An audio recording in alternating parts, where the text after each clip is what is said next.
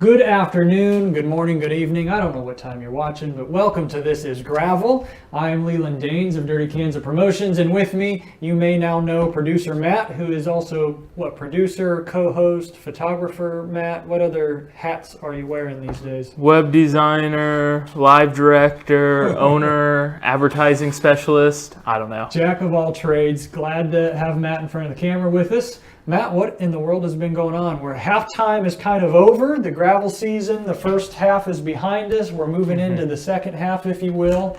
Very much. Yeah. You know, we've gotten through this kind of late June, second half of June, July heat break that we kind of have in the gravel scene. And honestly, Leland, there's a lot of events popping up even in July now. The heat's not keeping people away from having events, so even calling it a halftime is probably a little far-fetched now. But what we're doing is we're really getting into August, September, October here, the kind of the second half of the season.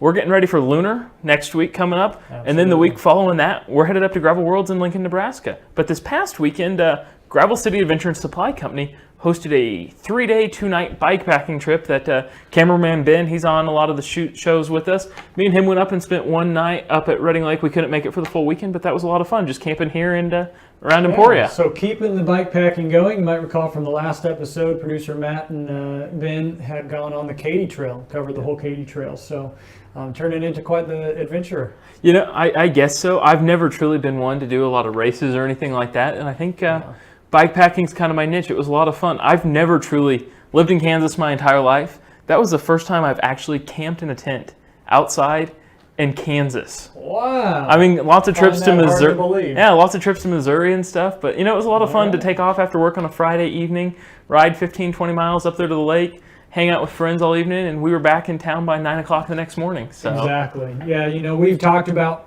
bike packing, and we'll talk more about it, but it doesn't have to be a big drawn-out thing, and even if a group's going and doing longer, you can join them for just a 24-hour quick hitter and then be back in town. So glad you got out and did that. So what have you been up to, Leland? Well, you did mention Lunar Kanza coming up, of course, and the event is sold out in full. Registration is closed, and we did hit our cap of 300. The event sold out. I'm very excited to have all those gravel riders, and we even have a run for gravel runners. But if you're not riding or wanted to get in but can't and now just want to join us, you can still purchase a button for only $3. A Lunar Kanza button gets you, of course, a button, but it also gets you access to the Lunar Kanza celebration. There will be live music, beer garden, food, games, you name it. It'll be a great vibe going on. But it also gets you access to exclusive downtown perks. Over a dozen participating Emporia businesses have provided exclusive deals. If you present that button between August 5th, this Saturday, and August 19th, show them that button, wear the button, you'll have access to those exclusive deals. The whole list of those deals can be found on the website, dirtykanzapromotions.com. Find Lunar Kanza under the events page. So that's obviously our big push and our big focus over the next couple weeks. As a race promoter, Leland, what is your favorite part about Lunar Kanza? Well, there's a lot to it. One, it's not Dirty Kanza. I say that with all the love, obviously, for Dirty Kanza, but it requires some work, but a fraction of the work of a Dirty Kanza, and so it feels a little bit more low-key. Even though it's a great production, packed full of value, we put our heart into everything we do. We're going to work hard. There's just a little bit more of a friends vibe. You know, there's not as many out-of-staters. We do get some folks that travel in, and we love that. But it's certainly a smaller crowd.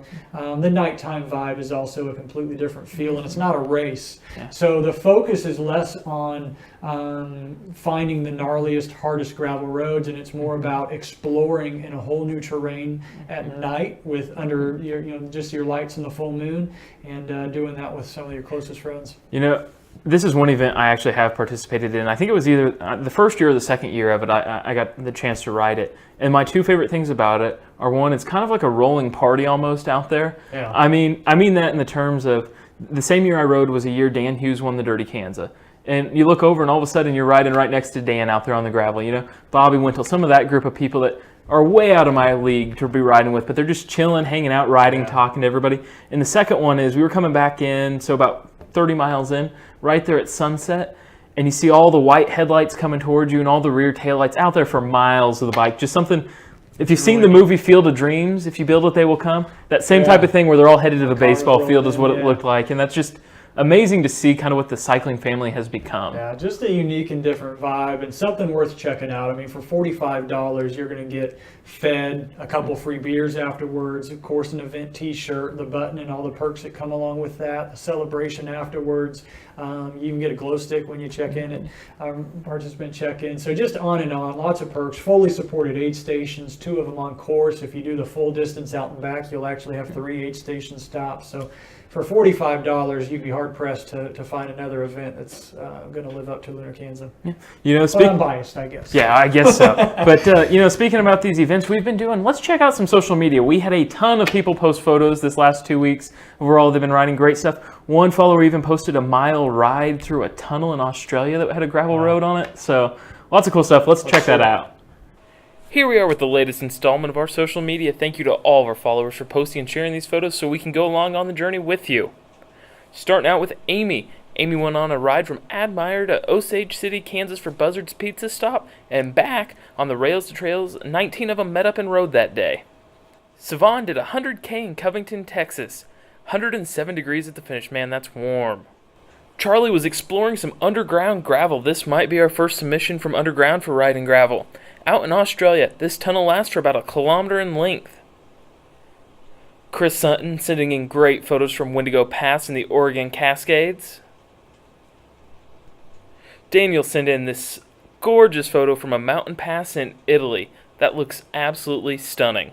Geoff sent in this photo from Francis Marion National Forest in Cordesville, South Carolina. He's out prepping for the Hellhole Gravel Grind stage race. Harry knocked out 232 kilometers of gravel with over 2,800 meters of climbs in Quebec, Canada. That's quite a ride. Hefe went out on the Sahara 60K, Miami Beach to Hollywood Beach on the Coastal Trail. Laura sent in this awesome photo riding in the English gravel. She says, just around the corner is Stonehenge. That's amazing. Paul was out exploring a new bike trail in southern Ontario. They can now bike from Kingsville to Windsor. No roads, 73 miles round trip. Nothing like going on a new trail. Russ was out exploring Lincoln County, Oklahoma, cows, heat, and 15% hills. And Tobias sent in this photo from Sweden. That looks absolutely fantastic. If you want to submit in your photos, make sure you follow us on all of our social media. We love to see them and share them on the show. I absolutely love seeing those pictures come in. Thank you for sharing. We hope you enjoy seeing where everyone else is riding gravel as well, so keep those coming. Matt puts that out every week. You know, it really makes me jealous. I was joking with Chris Sutton on Facebook. He was posting some photos from, I believe it's Oregon he's at now. He's in Oregon now, and joking that he's going to need to have room on a sofa if he keeps posting photos like that. So. And he has offered it up to us. Is that in the Gravel Guru budget? Let's just get out there to Oregon. Hey, as long as we're couch surfing, we can probably make it happen. But well, we're talking about coming into the second half of the year. We're moving towards fall. We had an opportunity to talk to Roy Kranz. Roy Kranz is the 2-time King of Fat. He's the only King of Fat. We've had the Fat Bike Class at Dirty Kanza twice. Roy has won it on both occasions. So not only did we chat with him about riding fat bikes on gravel, but he also clued us in on some events that he's got upcoming. So let's hear from Roy. All right, hello Gravel Grinders. Today I am very excited to bring you a special guest. All the way from Midland, Michigan, we have Roy Kranz. And who is Roy Kranz, you might ask? Well, none other than the 2-time reigning Dirty Kanza King of Fat. That's right, we introduced the Fat Bike class in 2016, and Roy has won it both years, 16 and 17. Roy, how you doing? I'm doing great. How you doing, Leland? We are wonderful. Trying to stay cool the best we can here in Kansas with temperatures over 100 degrees for the last week. But how are things up in Michigan? Fantastic. The weather's been good lately. Good, good. Well, you know, I know there's not a ton of fanfare that comes with being the fat bike champion of Dirty Kanza, and not yet. I don't think you're a household name, but with this kind of airtime, maybe we can turn that around. But if you could, just give our viewers a little bit of a background on what it is that you do, and yeah, how'd you get into cycling, and tell us a little bit about yourself. For work, I'm a federal prosecutor. I do violent crime on the Indian reservation. I got into cycling as a kid, just loved riding my bike, and you know, kind of got out of it as I got older in my 20s and 30s, but still loved doing things outdoors. As a kid, my dad took me on a couple 4-day, 250-mile bike rides. The first one I was 11, so I kind of got into the endurance riding early. Wow. But then, as I mentioned, I got away from it and kind of got back into it in my 30s, but was hiking a lot and did a lot of long distance nonstop hikes. We hiked 85 miles without sleep.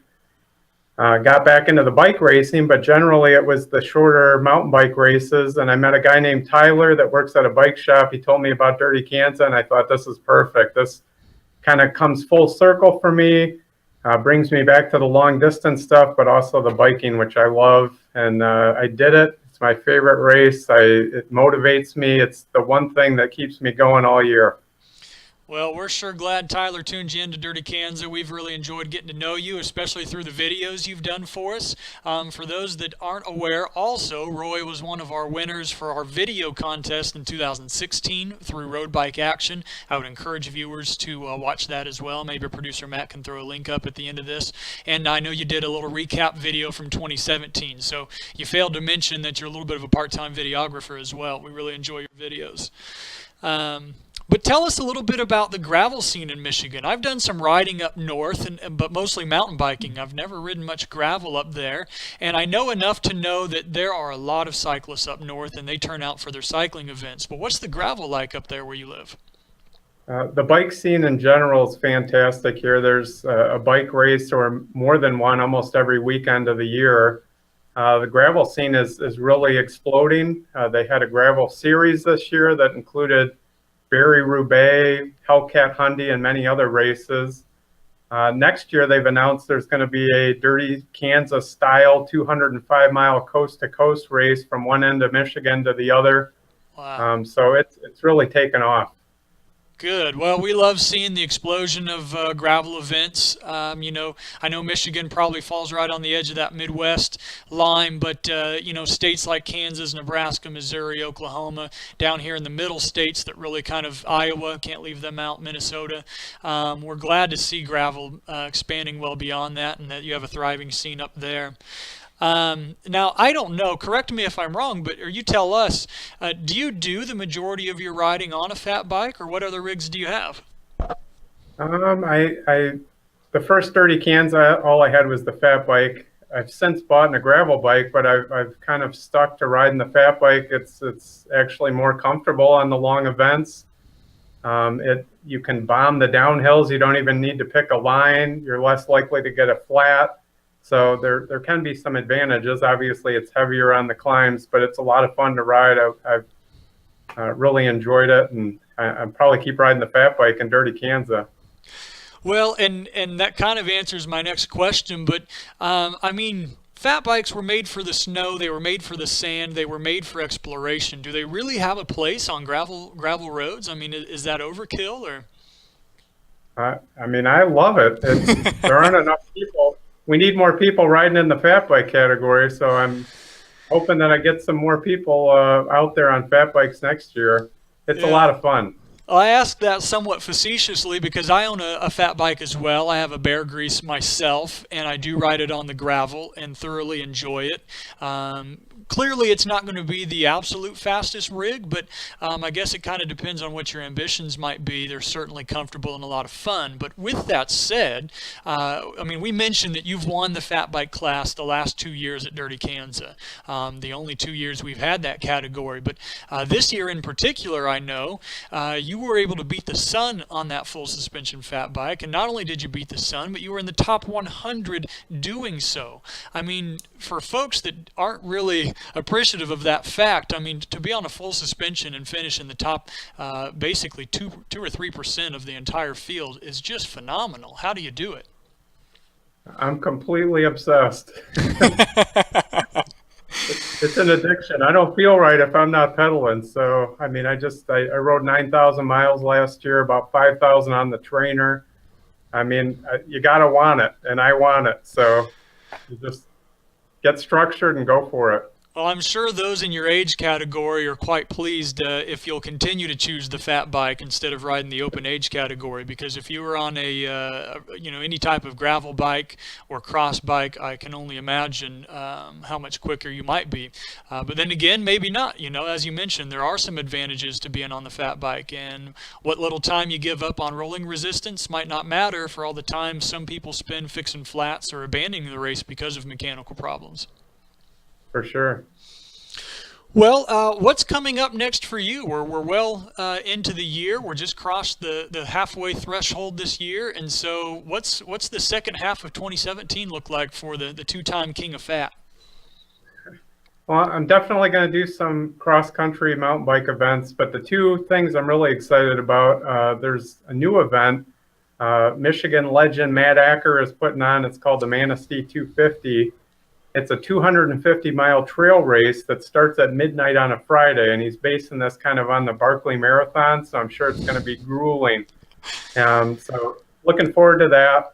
I'm going to also do the Margie Jisuk 100 again this year. This is a crazy race.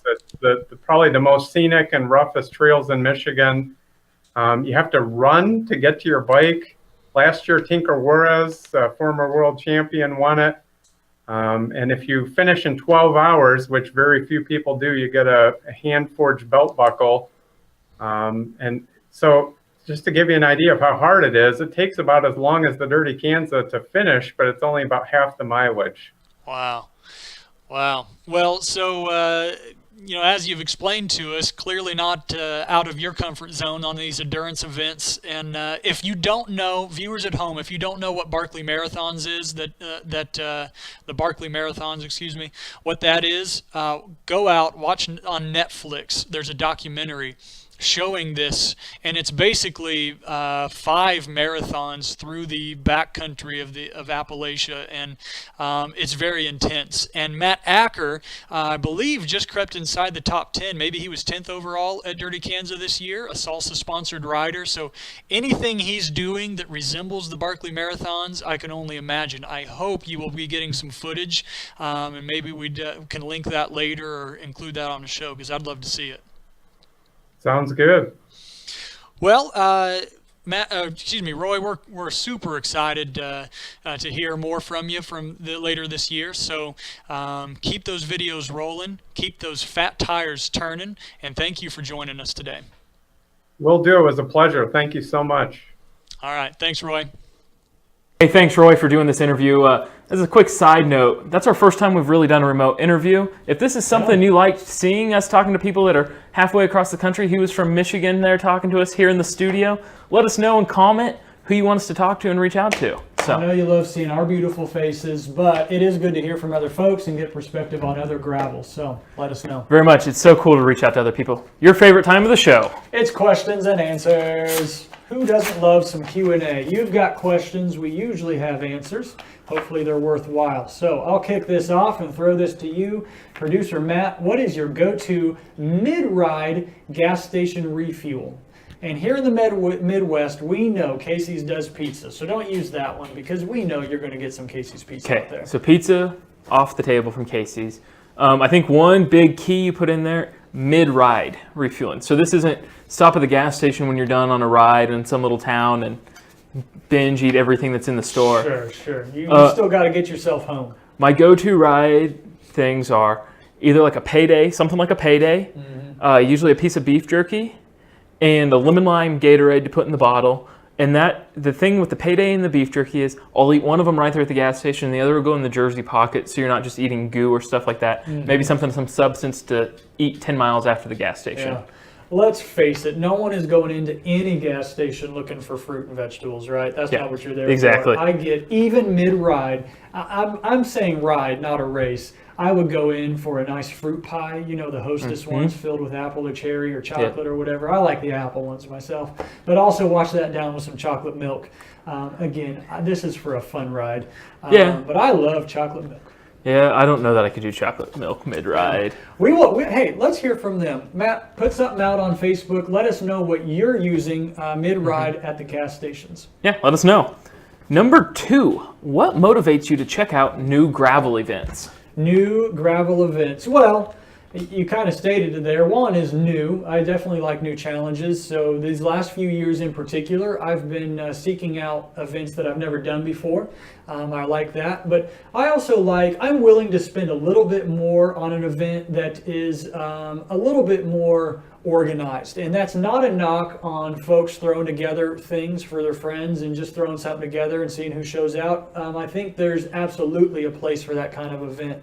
But I like to know all the information and not have to hunt it down. I like an event that has a website where I can find stuff. And I usually assume that I'm going to get a really well-ran operation based on the appearance of that. So Yeah. new events and good presentation. Yeah, I think for me, I definitely like new events.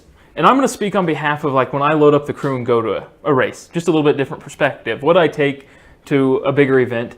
One is I don't like to necessarily go to ones in their first year. I like a year to test it out before I really go promote it and take crew and get hotel rooms and everything down there.